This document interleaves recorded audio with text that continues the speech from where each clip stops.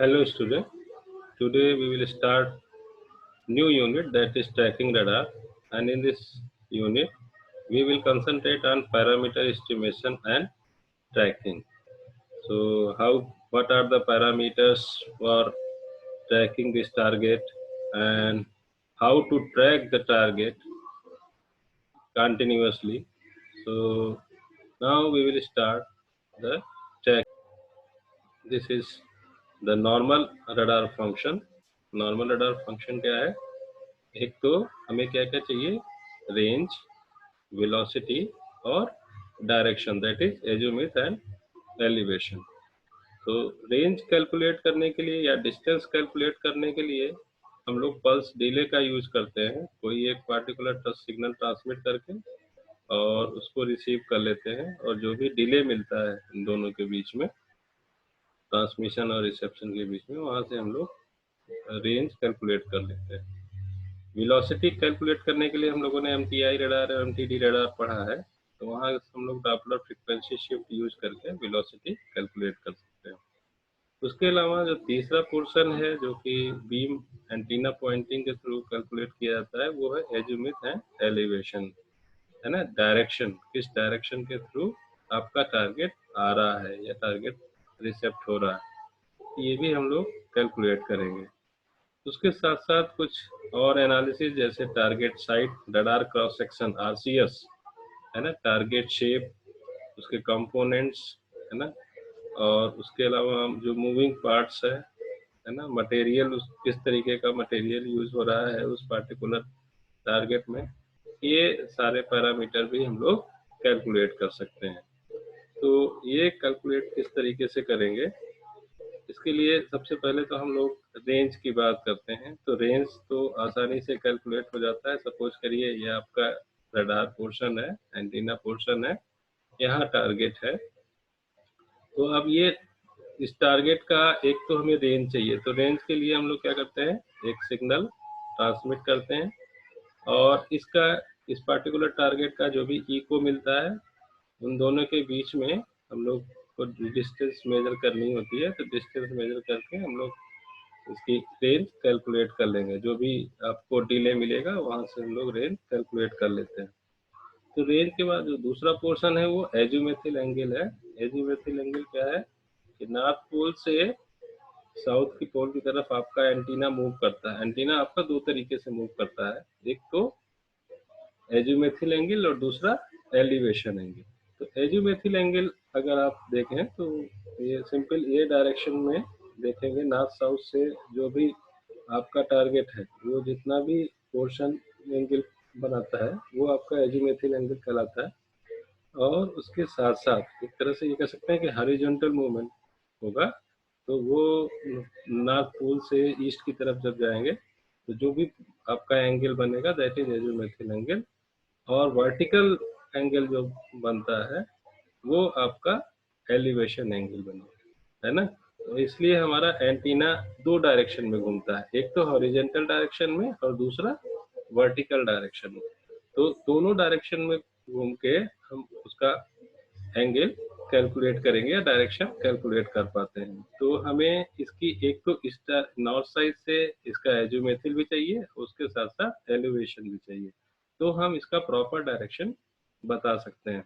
तो एंटीना आपका मूव करता रहेगा, एक तो इस डायरेक्शन में मूव करता रहेगा, दूसरा इस डायरेक्शन में मूव करता रहेगा, और इन दोनों डायरेक्शन को हम लोग एक पार्टिकुलर मोटर से कंट्रोल करते हैं। So tracking radar generally measures the coordinate and provide data to determine the target part, है ना। Tracking can performed in range, angle and Doppler shift, है ना। तो कंटिन्यूअस ट्रैकिंग रडार और ट्रैक व्हाइल स्कैन रडार, ये दो तरीके के रडार हम लोगों को डिस्कस करने हैं। और जनरली ये acquisition radar designed target to tracking the radar. So tracking radar generally कहाँ कहाँ यूज होता है, what are the application. Generally missile tracking के लिए बहुत ही इम्पोर्टेंट रडार होते हैं ये, किसी भी कंट्री के लिए। ये मिसाइल ट्रैकिंग के लिए यूज होते हैं, मिसाइल गाइडेंस के लिए यूज होते हैं, इंस्ट्रूमेंटेशन रडार के लिए यूज होते हैं, स्पेस एप्लीकेशन में भी ट्रैकिंग रडार का यूज होता है। तो हम लोग ये देख सकते हैं कि इस तरीके से काफ़ी इसके एप्लीकेशंस हैं। सिंगल ट्रैकिंग टारगेट ट्रैकर है, जहाँ पर क्या है कि आपका जो डेटा है ये काफ़ी स्पीड में मिलता है। 10 ऑब्जर्वेशन पर second is very typical. Closed loop servo system is used to keep the error between target and antenna loop direction. That is very less. है ना? Automatic detection and tracking. Tracking is a part of air surveillance. Rate depend on the time for the antenna to make one rotation. It can simultaneously track a large number of targets. It has open loop system. है ना? ये simultaneously move करता रहता है और उसके साथ साथ जो भी एरर होगा, अगर एरर है तो उसको रिमूव करता रहता है। जितना भी एरर रिमूव होगा उतना जल्दी हम लोग डायरेक्शन की तरफ पहुंच जाते हैं। तो these are the some portion for, तो यहाँ हम लोग tracking functions and parameter estimation देख सकते हैं कि जनरली एक आपका रडार सिस्टम है जो कि ट्रैकिंग रडार है और एक लोब या बीम प्रोड्यूस की गई है ट्रैकिंग के लिए। तो यहाँ पर हम लोग को लोकेशन चाहिए होता है, azimuth and elevation angle, range, उसकी radial velocity, radial acceleration and rotation, size और लेंथ एंड विड्थ। ये कुछ पोर्शंस है जो हमें मेजर करने हैं। तो measure the coordinate of A target, provide data of FD or VR. FD is the drafter frequency and VR is the velocity of the target, है ना? इसके थ्रू हम लोग आगे का जो पोजीशन है वो भी प्रेडिक्ट कर सकते हैं, है ना? ट्रेजेक्ट्री इसकी बना सकते हैं। और ये बेसिकली दो तरीके के रडार होते हैं, एक तो सिंगल टारगेट ट्रैकर और दूसरा मल्टीपल टारगेट ट्रैकर। तो हम लोग यहाँ पर सिंगल टारगेट ट्रैकर डिस्कस करेंगे। ये आपके सिंगल टारगेट ट्रैकर्स हैं, है ना?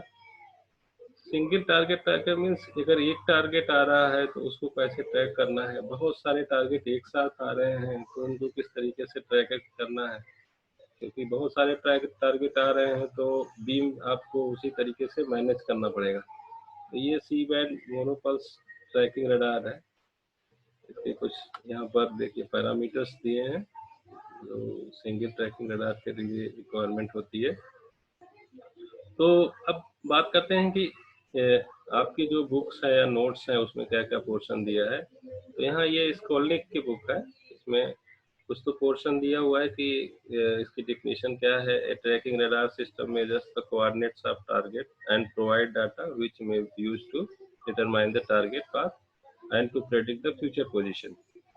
ओके, सो यहाँ आपको कोऑर्डिनेट्स या एजीमुथ एंड एलिवेशन इस पे ज़्यादा ध्यान देना है, क्योंकि वेलोसिटी और उसके साथ साथ रेंज हम लोगों ने कैलकुलेट कर लिया है। तो अब हम एजीमुथ और एलिवेशन एंगल ये किस तरीके से कैलकुलेट करेंगे। बहुत सारे पैरामीटर्स हैं, ये चारों पैरामीटर्स हैं, हमें यहाँ पे चारों को कंसंट्रेट करना है ट्रैकिंग के लिए। रेंज भी चाहिए और उसके साथ साथ डॉपलर फ्रीक्वेंसी भी चाहिए वेलोसिटी के लिए, लेकिन मेनली हम लोग कंसंट्रेट करेंगे एलिवेशन एंगल और एजीमुथ एंगल, क्योंकि डॉपलर फ्रीक्वेंसी और रेंज हम लोगों ने ऑलरेडी कैलकुलेट करके रखा हुआ है। तो हम लोग यहाँ पर कंटिन्यूअस ट्रैकिंग रडार और ट्रैक फाइल स्कैन रडार को भी डिफ्रेंशिएट करेंगे। तो ये कैसे करेंगे, इसके लिए हमारे पास दो बेसिक मेथड्स हैं, एक तो सीक्वेंशियल लोबिंग और दूसरा कॉनिकल स्कैन, है ना? सीक्वेंशियल लोबिंग कहीं पर लिख लीजिए, एक तो सीक्वेंशियल लोबिंग चाहिए और दूसरा कॉनिकल स्कैन। तो सीक्वेंशियल लोबिंग और कैनिकल स्कैन क्या है, इसके बारे में हम लोग पहले डिटेल में थोड़ा सा डिस्कस कर लेते हैं, उसके बाद फिर उसके एग्जाम्पल्स को भी देखेंगे। तो ये tracking radar is error signal generating methods, that is sequential lobing, conical scan और साइमल्टेनियस लोबिंग। तो हम लोग सीक्वेंशियल लोबिंग देखते हैं। सीक्वेंशियल लोबिंग क्या है बेसिकली, यहाँ पर हम लोग 2 लूप्स इसकी रिक्वायरमेंट है। बेसिकली 2 लूप्स को यूज करते हैं, एक साइड में ट्रांसमिट करेंगे, दूसरा जस्ट थोड़े से ही एक्सिस के साथ, थोड़े से ही डिफरेंस के साथ दूसरी लूप ट्रांसमिट करेंगे। यहाँ पर 2 लूप की रिक्वायरमेंट होती है और ये सीक्वेंसली स्विच होगी, है ना। उसके लिए जनरली 4 पल्स की रिक्वायरमेंट होती है, क्योंकि एक लूप के लिए 2 पल्स की रिक्वायरमेंट होती है। अब सपोज करिए आपका टारगेट जस्ट इस ट्रैकिंग एक्सिस के सेंटर पे है। अगर सेंटर पे है तो दोनों बीम जो रिटर्न हो रही हैं उनकी पल्स सेम होगी।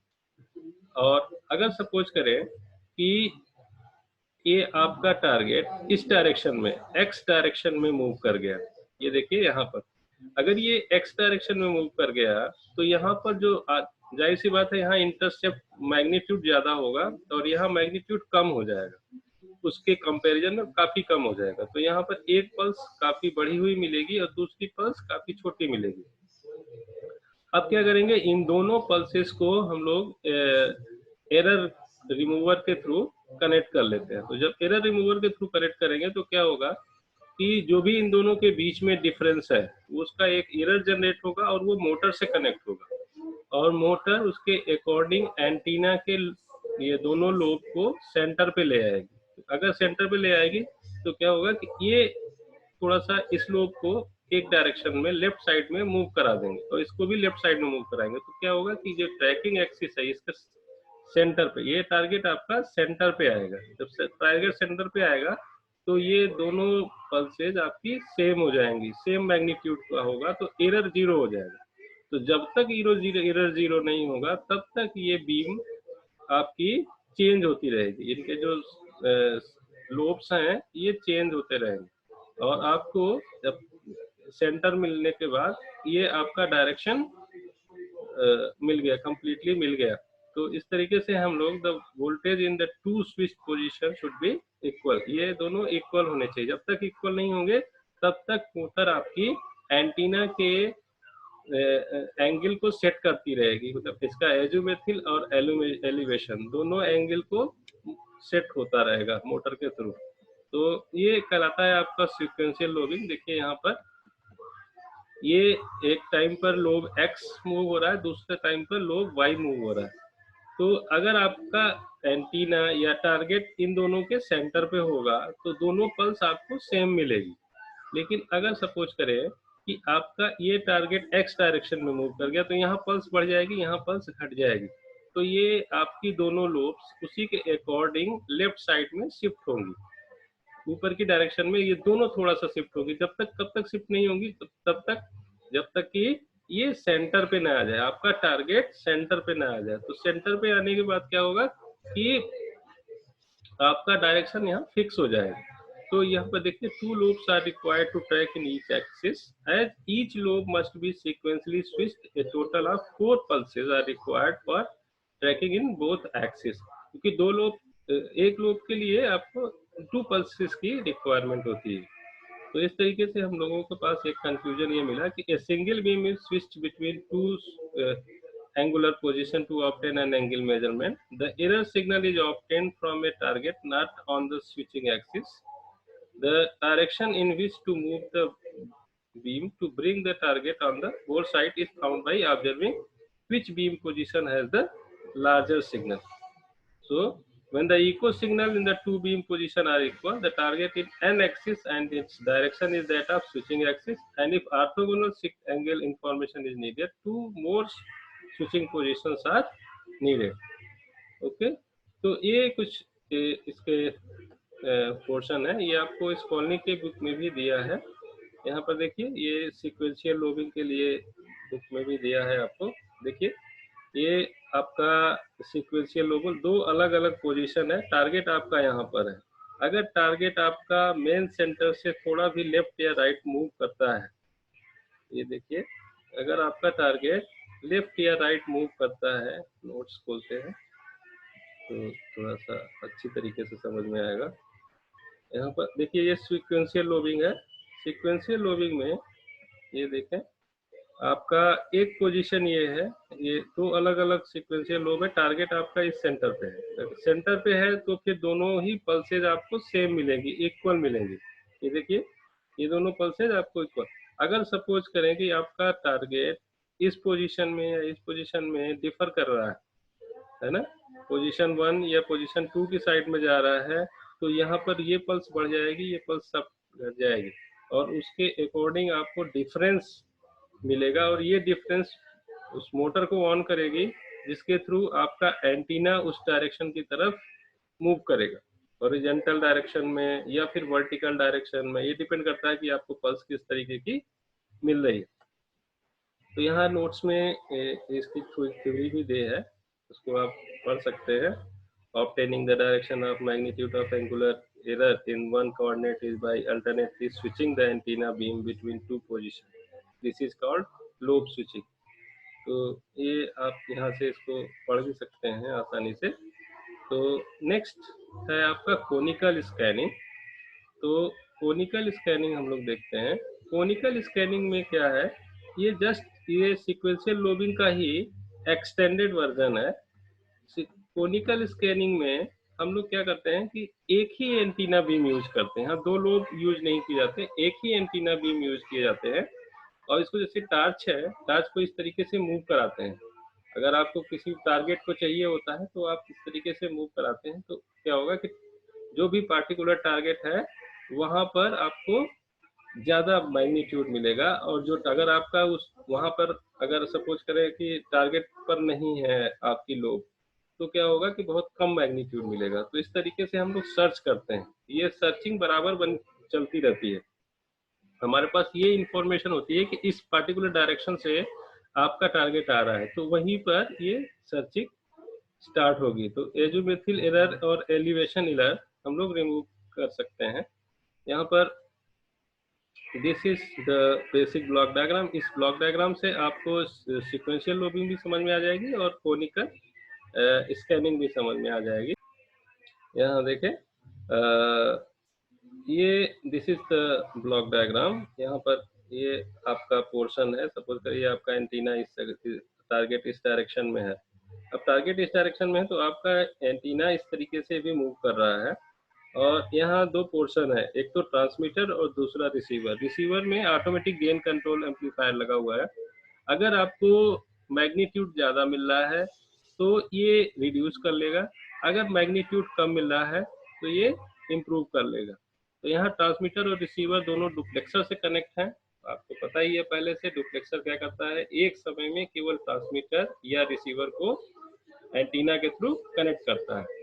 तो आपको रिसीवर के थ्रू जो भी डिटेक्टर है डिटेक्ट होगा, रेंज कैलकुलेट होगी, और रेंज कैलकुलेट होने के बाद जो बाकी इंफॉर्मेशन है जैसे डायरेक्शन और वेलोसिटी का, वो कनेक्ट होने के लिए हमारे पास दो अलग अलग एरर हैं। एक तो एलिवेशन एंगल एरर डिटेक्टर है, दूसरा एजुमेथिल एंगल एरर डिटेक्टर है।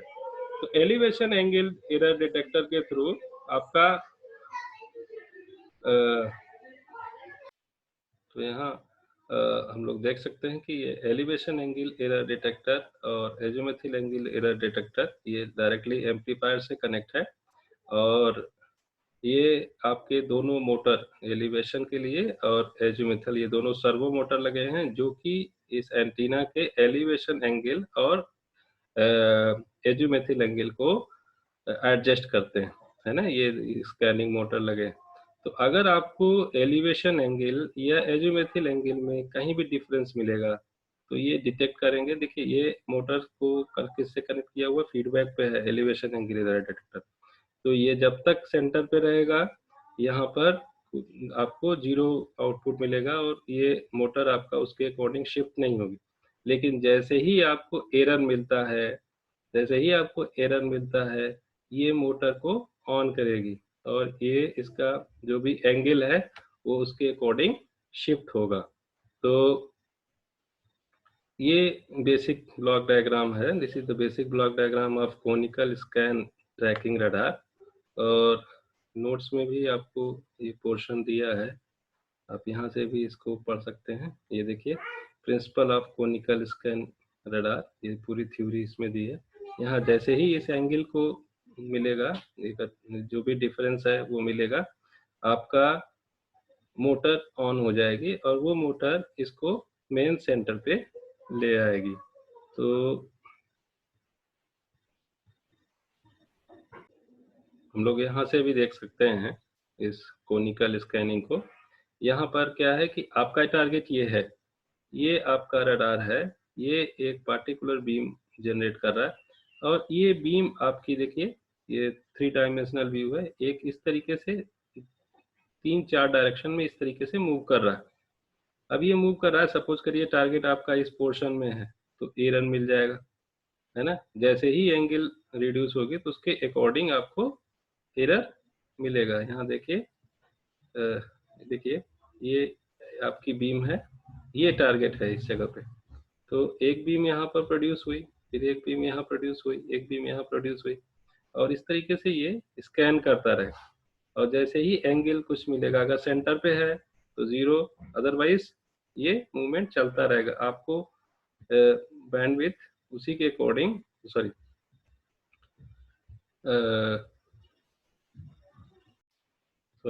पल्स हाइट आपकी उसी के अकॉर्डिंग इम्प्रूव और डिक्रीज होगी। देखिए यहाँ पर जो ये ब्लू कलर है, ध्यान से देखिए, ये आपकी स्कैनिंग चल रही है और टारगेट आपका इस पोजीशन पे है। जैसे ही ये ब्लू कलर आपका इस पोजीशन पे पहुंचता है, इसकी विड्थ बढ़ जाती है, इंक्रीज कर जाती है, और जैसे ही ये टारगेट से हटता है, इसकी पल्स हाइट ये ऑटोमेटिकली डिक्रीज हो जा रही है। तो जैसे जैसे हमें क्या करना है कि इसको ट्रैक करना है आपका टारगेट को। तो जब आपको हाइट ज़्यादा मिलेगी तो 0, मोटर आपकी बिल्कुल ऑन नहीं होगी और वहीं पर ये आपका फिक्स हो जाएगा। लेकिन जैसे ही ये टारगेट फिर से मूव करेगा, ये पोर्शन चलता रहेगा बराबर, है ना। तो टारगेट पे पहुंचने पे आपको पल्स की हाइट ज़्यादा मिलेगी और टारगेट से हटने के बाद पल्स हाइट ऑटोमेटिकली रिड्यूस हो जाएगी। तो इतनी बात समझने के बाद हम लोग इसको रिव्यू कर लेते हैं। कोनिकल स्कैनिंग, है ना, redirection of beam that is rotating फिंग और न्यूट्रेटिंग फीड। फीड टाइप क्या होगा, to plane the polarization as it rotates, it is called nutating feed. And the comparison of feeds here, a rotating polarization can cause the amplitude of the target echo signal to change the time even from a stationary target on axis. So this is all about the conical scanning, है ना। और हम लोग इसके बाद थोड़ा सा इसकी लिमिटेशंस को भी देख सकते हैं कि इसको, यहाँ कोनिकल स्कैन है, all target returns have the same amplitude. तो यहाँ पर कोई भी एक्शन की रिक्वायरमेंट नहीं है क्योंकि सारी मैग्नीट्यूड सेम है, क्योंकि टारगेट आपका जो टारगेट एक्सिस, ट्रैकिंग एक्सिस है, आपका टारगेट इसी पोजीशन से चला आ रहा है। अगर सपोज करिए कि यहाँ पर कोई चेंजेज आते हैं तो चेंजेज आएंगे तो उसी के अकॉर्डिंग आपका टारगेट शिफ्ट होगा, है ना। और आपको मैग्नीट्यूड बढ़ा हुआ मिलेगा, और because of the rotation of this magnitude, target offset from the rotation axis and the amplitude of echo signal will be modulated at a frequency equal to beam rotation frequency. तो this is all about conical scanning. तो इसके disadvantage देख लेते हैं। ये थोड़ा सा important कह सकते हैं कि इसके डिसएडवांटेज, लिमिटेशंस क्या है। तो सीक्वेंशियल लोबिंग का angle accuracy can be no better than the size of antenna beam width, है ना। बीम विड्थ को अगर हम लोग रिड्यूस कर लें, एक पेंसिल बीम विड्थ बना लें, तो पेंसिल बीम विड्थ बना लेंगे तो उसमें एक्यूरेसी कम हो जाएगी। तो इसका मतलब बीम विड्थ को हमें बढ़ा के रखना होगा, है ना। Variation in echo strength on pulse by pulse basis changes the signal level, thereby reducing tracking accuracy. The antenna gain is less than the peak gain in the beam axis of direction, reducing maximum range that can be measured. इसी तरीके से conical scanning, antenna scan rate is limited by scanning mechanism, sensitivity to target modulation and mechanical vibration and wear and tear due to rotation field. That is all about the conical scanning and side lobe. So now